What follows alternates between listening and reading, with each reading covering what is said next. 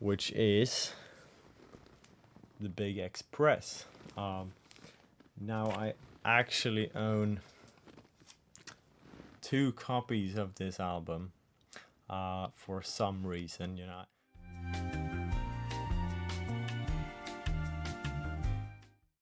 Welcome back to another video here on Aviator Records. Today I thought I'd celebrate that that my channel now has 10 subscribers. I know it's totally insane that I have acquired 10 subscribers, you know. But yeah, so to celebrate, I thought I'd show you my entire XTC collection on vinyl. So yeah, I have most of their 80s discography.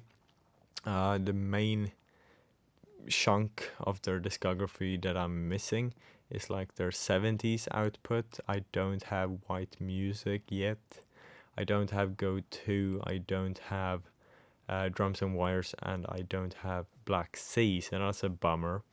But most of their 80s and some of their 90s output I do have on wax, so yeah, that's pretty cool, I think.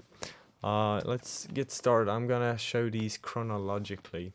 So first up we have Ball and Chain from 1982, and this is obviously a single from the famous XTC album English Settlement. And not only does it have Ball and Chain, it also has Heaven is Paved with Broken Glass on the A side, which I think is a phenomenal Andy Partridge song. And on the B side we have Punch and Judy, which is also hilarious, and Cockpit Dance Mixture, which I'm not that fond of, but it's on here. So a great EP that I've shown before on the channel. Got it a couple of months ago. And then of course the first album that I ever bought by XTC is one of their best albums in my opinion. It's English Settlement. So yeah, this thing is a beast. It's got some of XTC's best songs, and I know some people find it a bit too long, or you know, a bit too they maybe think it's a bit all over the place, you know. But I still consider it as one of XTC's best albums, you know. Senses Working Overtime, Jason and the Argonauts, what else, Ball and Chain obviously, No Fogs in Our House, Snowman, English Roundabout, Melt the Guns, you know. It's just classic XTC stuff on here, and I think if you haven't heard that much of XTC, this is definitely a great album to start with. I think it was one of the first albums by them that I heard, and then I was just hooked, you know. So definitely check this one out. One of their best albums. And then, as you know, if you know a bit about XTC,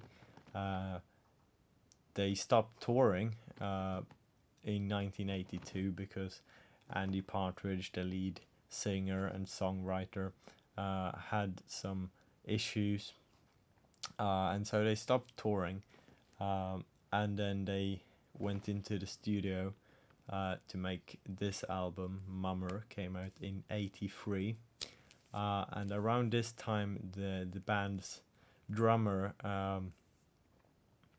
also left the band. So yeah, it was quite a turbulent time for the band, and I think it kind of affected this album. Don't get me wrong, it's a great album, but it's not my favorite XTC album, if I'm gonna be honest. But yeah, it's still some great songs on here. I mean, we have Beating of Hearts, Great Fire, Love on a Farm Boy's Wages, obviously a classic XTC song, so beautiful and well written. Wonderland is on here, Ladybird, Funk Papa Roll. You know, it's a great album. It's just not as good as, say, English Settlement or the following album, which is The Big Express. Now I actually own 2 copies of this album for some reason. You know, I picked up the 1986 reissue of the album, I think, first, and you know, I love this album. I think it's a really solid XTC album. You know, you have All You Pretty Girls, Seagull Screaming, Kiss Her, Train Running Low and Soul Coal, This World Over, You're the Wish You Are I Had, The Everyday Story of Small Town. I mean, it's just a solid album. Definitely an improvement over Mummer, although I do still love Mummer. I think this is a bit more solid. And so yeah, I do own 2 copies because I did find an original European or German, I guess, pressing of it. So yeah, and with an album this good, I think the more copies you own, the better, right? And then next up, we have Skylarking, another iconic XTC album. Also one of my favorites and one of their most well-regarded albums. And now this was produced by Todd Rundgren in 1986. And it was also a bit turbulent, you know, the recording sessions for this album. Todd wanted it to go in a different direction, and Andy obviously had very strong ideas about how he wanted to make it, and so there was some arguments in the studio, definitely. But then we got this beautiful, super well made album. Definitely a top 3 XTC album for me and for a lot of other people, I think. You know, you got starts off really solidly with Summer's Cauldron and then transitions over into Grass. You got The Meeting Place. That's really Supergirl. Dear God is not on my copy, but it was released as a B-side to Grass. You have let's see, you have Mermaid Smiled, Another Satellite, Earn Enough for Us. I mean, it's a really solid album, both in terms of production. I know some people might not like the production on this album, but I think it really suits the theme, and you know, it's a bit of a concept album with Seasons. Season Cycle is also a great song. So yeah, definitely a solid album. And if you want to get into XTC, check out English Settlement first, and then check this one out. Solid stuff. Next up, we have Oranges and Lemons, which I also bought like almost 2 years ago now. And it's been on heavy rotation, I promise. I mean, this album is so good. I think it's a bit underrated in the XTC catalog, honestly, because it's got some really solid songs. Like Mayor of Simpleton is one of XTC's best songs, I think, you know, best pop songs. King for a Day is a really good Colin Moulding song, I think, and One of the Millions as well. across this ant heap is really good. And you got some beautiful songs like Shark Hills and the Children, which is one of XTC's best closing tracks, I think. And then Garden of Earthly Delights, this album is just like the album cover. It's just sprawling with life and energy and color, and it's just very vibrant. And the production is, very 80s. So if you like that sort of production, you're gonna love this album. But yeah, obviously it dates it a bit, you can hear that it's an 80s album, but I don't mind, honestly. So yeah, this is a double album from 89, and I've got this European pressing. So yeah, really great to have that one as well. And then there was a 3-year break until they released another amazing album, which is Nonsuch. Came out in 1992, and it was also a turbulent time for the band. And so this is the last album that they did for their label Virgin, until and then after this they left.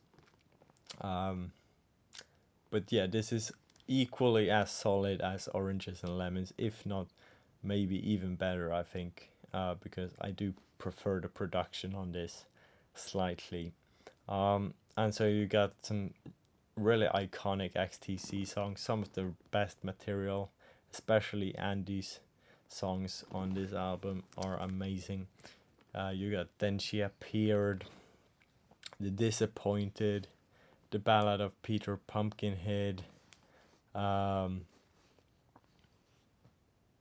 Are Burning, I love that song, Holly Up on Poppy, Crocodile.